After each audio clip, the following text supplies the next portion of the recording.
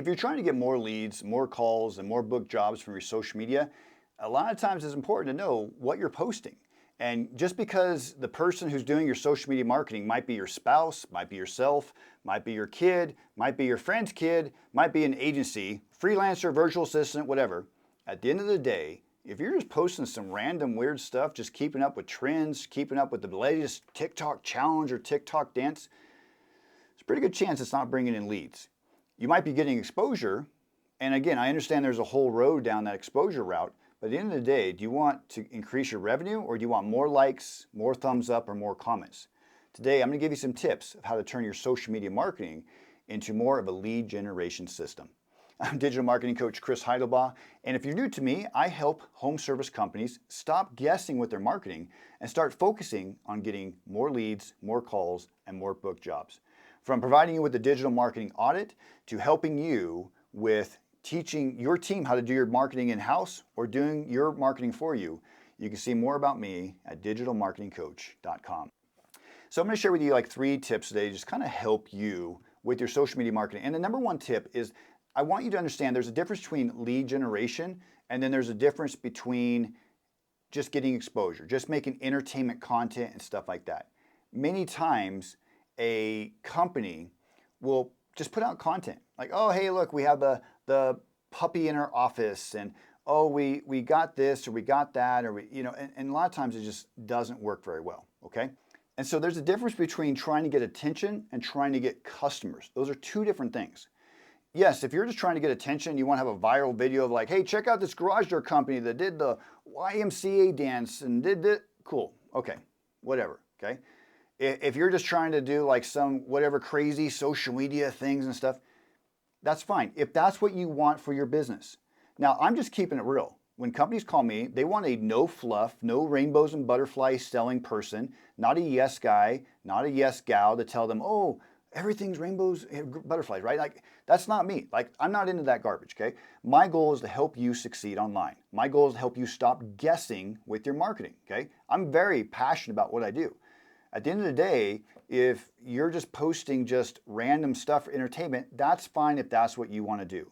That's why even when people work with me, as on the agency front, I say, let's do done with you marketing. Meaning, if you want to do the entertainment stuff, knock yourself out. I'm going to be focusing on getting leads for your company, which is fine. They go hand in hand together. And I'm not saying there's anything wrong with that. If you're like, hey, Frank, our technician, just had a birthday, great. Talk about the birthday party. You guys went to some place, you went to play putt-putt or whatever you want, okay? No problem at all. If you guys sponsor a T-ball team, if you want to sponsor something, great, no problem at all. But when it comes to getting leads, getting revenue, getting more everything, are you focusing on entertainment or are you focusing on customers? I want you to think about that. Number 2 is just really realize that educational content gets you leads, okay? So I really want to emphasize, I want somebody on your team to be the face of your company. Now, if this is an employee, make sure you get a media release or waiver so that you're using them in marketing. I'm not an attorney, so please check with somebody way smarter than me, right? But again, if they quit, just like, things like that, like can you still use their videos in marketing or not, or different things, it gets kind of a little bit messy, right? So sometimes if you have the owner is the best, right? Or the leader or somebody like that, typically they're not going to leave the company for a while, okay? So educational content, especially being the face of your company, is going to get you a currency that's hard to get, and that is trust, okay? Trust is the currency that you cannot buy. Trust is a currency that's earned. So it's going to be one of those things when you're putting out educational content and you're sharing about your products and your services and the pros and the cons and 5 things to ask your contractor before you work with them. These are ways that you're showing like, look, we want you to be covered. We want you to just like when I build a website for somebody, I don't want somebody to rent a website. They should own their website. And there's plenty of agencies out there that you rent your website. So if you say, hey, look, I want to edit my website. I want to do my own marketing. They say, no, you can't. You have to go through us. We do everything. If you say, hey, I want to move my website away from you, and they're like, nope, you can't. We own your website, right? These are educational things I tell clients, and it earns trust and it earns me, the opportunity to work with them, okay? And that's what you're looking for, the opportunity. Trust is a currency, which turns into opportunity to work with somebody. So how do you get that?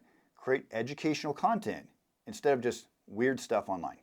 And lastly, I want you to kind of focus on creating content with a purpose. okay?